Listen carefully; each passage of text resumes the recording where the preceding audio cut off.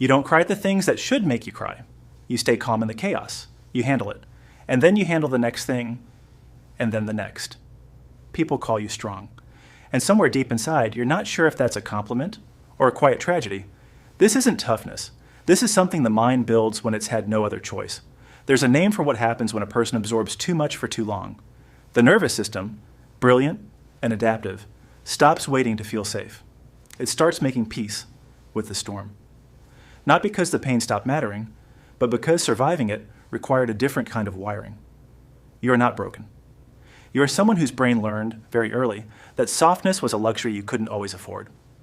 People who have endured too much often carry something invisible, a permanent readiness, a low hum of alertness that never fully powers down.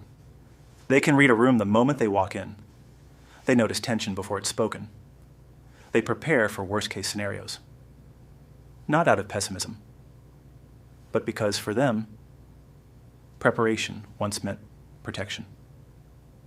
But here's the part nobody tells you. Endurance doesn't disappear the danger. It disappears the reaction to it. Over time, you can lose access to your own distress signals. Things that would stop someone else in their tracks become background noise to you. Not because they don't hurt, but because you trained yourself, or were trained, to keep moving anyway. The emotional cost of this is quiet and cumulative. It doesn't arrive as a single breakdown. It arrives as a dullness, a flatness, a strange exhaustion that sleep doesn't touch. It arrives as difficulty asking for help, even when you're drowning, because some part of you still believes that needing is weakness. And weakness somewhere in your history was never safe. The body keeps the score. And sometimes the score is, I have been carrying this alone for a very long time. This endurance was never a flaw. It was armor, built piece by piece. From every moment the world required more of you than it gave back. It protected you.